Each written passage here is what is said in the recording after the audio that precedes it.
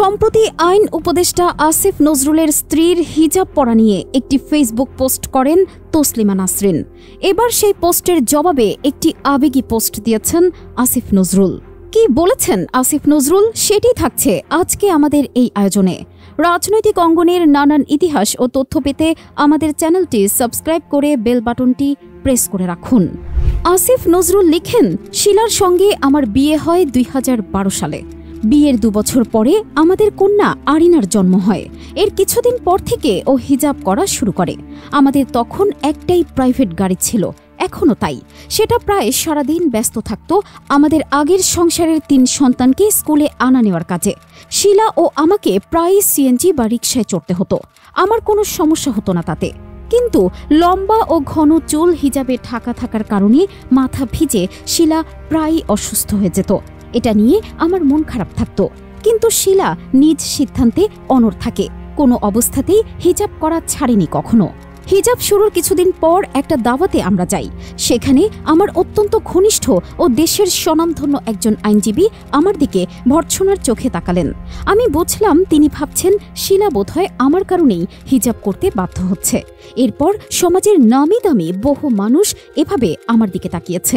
আমার একটু অদ্ভুত লাগতো, মানুষ কেন ভাবতে পারে না যে একটা মেয়ে সম্পূর্ণ নিজের ইচ্ছেয় ইসলামী জীবন বেছে নিতে পারে, হিজাবও করতে পারে। শিলা একসময় অভিনয় করত। 1995 সালে 14 বছর বয়সে নিজের ইচ্ছে সে অভিনয় ছেড়ে দেয়। সে বছর অভিনয়ে জাতীয় পুরস্কার পেলে সেটা গ্রহণ করতে পর্যন্ত যায়নিও। এর বছর 5 পর 2000 সালে দাদার স্কুলের জন্য ফান্ড তৈরির কথা বলে তার বাবা তাকে একটা মাত্র নাটকে অভিনয়ে রাজি করাতে পারে। এরপর কোনোদিন অভিনয়ের ধারে কাছে যায়নি সে, বহু অনুরোধ পাওয়ার পরও। কিন্তু মানুষ তার অভিনেত্রী পরিচয়টা আজও মনে রেখেছে। অভিনয় না করে সে কি যে হারালো এটা ভেবে সকল্পিত সমবেদনায় উদ্বেল হয়েছে। অথচ এ নিয়ে তার বিন্দুমাত্র দুঃখবোধ নেই। একসময় অভিনয় করত এটা মনে করতেও চায় না ও, বরং এর চেয়ে অনেক প্রিয় একটা পেশাগত জীবন যাপন করছে সে। অর্থনীতিতে 2টো ফার্স্ট ক্লাস ছিল তার। বড় বড় প্রতিষ্ঠানে অত্যন্ত সম্মানজনক পদে চাকরি করেছে। এখন কাজ করছে ইকোনমিক অ্যান্ড কমার্শিয়াল স্পেশালিস্ট হিসেবে সবচেয়ে প্রভাবশালী দূতাবাসে। প্রখর মেধা, প্রবল আত্মমর্যাদাবোধ আর কঠোর ঔচিত্যবোধ সম্পন্ন এবং পেশাগত জীবনে অত্যন্ত সফল একজন মানুষ ও। অথচ এই সমাজের কিছু মানুষের কাছে শুধু আহা অভিনেত্রী আর আহা হিজাব হয়ে থেকে গেছে আজও। কারো কারো কাছে আবার এজন্য দায়ী মানুষটা আর কেউ না, আমি। অথচ সত্য হচ্ছে শিলাই বরং আমাকে ধর্মের পথে নিয়ে গেছে। এখনও ফজরের আজান হলে সে আমাকে ঘুম থেকে টেনে তুলে ঠিকমতো জাকাত দিচ্ছে কিনা সেই হিসেব নেয়।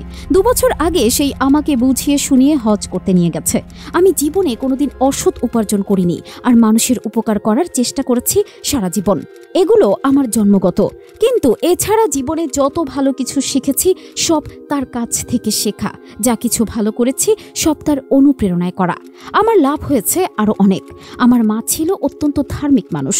কখনো প্রচণ্ড বিপদে পড়লে মাকে বলতাম, আম্মা আমার জন্য দোয়া করেন।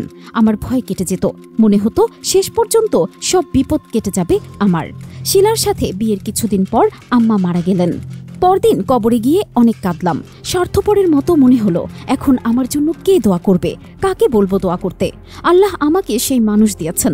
অপবাদ, মিথ্যাচার, হুমকি, ষড়যন্ত্র আমাকে যদি একটু বিচলিত করে বা মর্মাহত, আমার স্ত্রী চুপচাপ কোরআন নিয়ে বসে, অনেকক্ষণ বসে থাকে জায়নামাজে। শেষ পর্যন্ত কোনো বিপদ থাকেনি আমার, থাকবেও না ইনশাল্লাহ। তসলিমা নাসরিন, আপনি গতকাল আমাদের নিয়ে একটা পোস্ট দিয়েছেন। দোয়া করি আপনার জীবনে কোনো একদিন হেদায়েত আসুক, কোনো একদিন আল্লাহ ক্ষমা করুক আপনাকে। আপনি সেদিন বুঝবেন এই রেশারেশের জীবনের খ্যাতি, ধনমান, ক্ষমতা এসবের চেয়ে অনেক বিশাল আল্লাহর দয়া। আমি সেটা এখনও পাইনি পুরোপুরি, কিন্তু আমার স্ত্রী পেয়েছেন। সে কতটা ঐশ্বর্যবান, তার হৃদয়ে কতটা প্রশান্তি, এটা আপনি কোনো দিন ধারণা করতে পারবেন না। তবু আপনি ভালো থাকুন। এর আগে তসলিমা নাসরিন লিখেছিলেন, মেয়েটাকে দেখলেই আমার দুঃখ লাগে। অসম্ভব প্রতিভা ছিল অভিনেত্রী হওয়ার, কিন্তু সমস্ত প্রতিভা বিসর্জন দিয়ে এক শঠের গৃহবধূ হয়েছেন। ধর্মমুক্ত একজন প্রতিভাবান লেখকের কন্যা তিনি, অথচ চুল ঢাকেন হিজাব দিয়ে, এমনকি ফুল হাতা ব্লাউজ পরেন। মনে হচ্ছে নিজের রুচি, সৌন্দর্যবোধ, নীতি, আদর্শ বিসর্জন দিয়ে মামলা ব্যবসায়ী ধর্মবাদীর আদেশ মেনে চলছেন। হাজিটির কিন্তু মাথায় টুপি নেই, মুখে দাড়ি নেই। হাজিটির অভিনেত্রীর জীবন কিন্তু যেমন ছিল তেমনই আছে, গায়ে বাড়তি কিছু চাপাতে হয়নি, প্রতিভাও বিসর্জন দিতে হয়নি। এভাবে যে কত লক্ষ গুণী বিদুষী প্রতিভাময়ী এই সমাজ বুবস আর ভেজাইনাতে রিডিউস করেছে।